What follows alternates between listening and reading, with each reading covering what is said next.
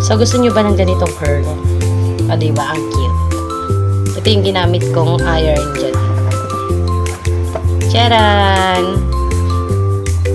Ang cute ng iron na to. Tapos, ganito lang yung ginawa ko. Magaganito sana ako kanina. First simang gabi. Kukulot sana ako. Kaso, tanghali na kami nagising. Hindi na ako nakapagkulot. Tapos, nakalabas nga itong plancha dahil tinatamad nga ako. Ayun, tapos nagplancha nga kami. So, nagplancha ako pala. Tapos, ite-testing ko sa inyo. Para ano ko sa inyo, ma-demo. So, ito yung pinaka-plancha. At yung cord niya ito. So, naisaksa ko na. Then, dito, may lock siya sa likod.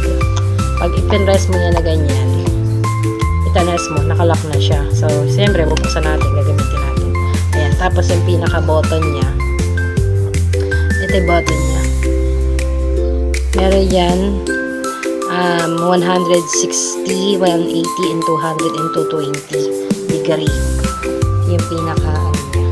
So, dito tayo magsimula kasi kulot na yung pinaka-harapan niya. Dito tayo sa may bandang likod. Kulot din pala. So, kuha tayo ng ibang part. Ito. Ayan, hindi siya kulot. So, suklayin lang natin siya. Ayan, pakita ko sa inyo. Ayan na.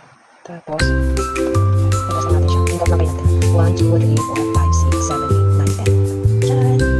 O, diba? Sa ulit. 1, 2, 3, 4, 5, 6, 7, 8, 9, 10. Oh, isa pa. 1, 2, 3, 4, 5, 6, 7, 8, 9, 10. Ito siyang kulot, diba? 1, 2, 3, 4, 5, 6, 7. Yes, wala po lang. Ayan. O, diba? Oh, kulot na siya. Ayan. Mas okay siya. Okay siya makulot.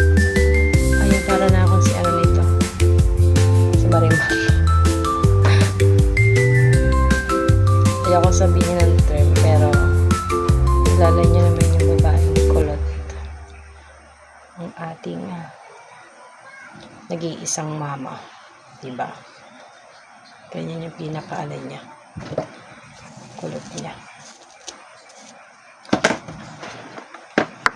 So, dito, yung babala lang yung pinaka lower. Okay, yung kape-press ko lang una, kulot na agad. 1, 2, 3, 4, 5, 6, 7, 8, 9, 10. Kulot na agad din yun. 1, 2, 3, 4, 5, 6. Diba, ang bilis niya makulot?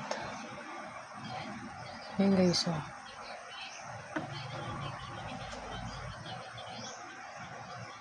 Hindi na hassle. Kala ko kasi kanina. Baka malit kami kanina sa simba. Oh. Kulot na agad yan. Mas maganda sa inyo dito may holder. Yung hair holder. Gagamit ko kasi butterfly eh. Yung mga ginagamit sa salon. Ayan. O, diba? Cute. Arte-arte yan. Ayan. Arte-arte ang babae. Ayan. Para sa mga gustong umorder nito, check nyo sa pinaka-basket. Yan lang. Bye-bye. Pwede na tayo mag-TikTok.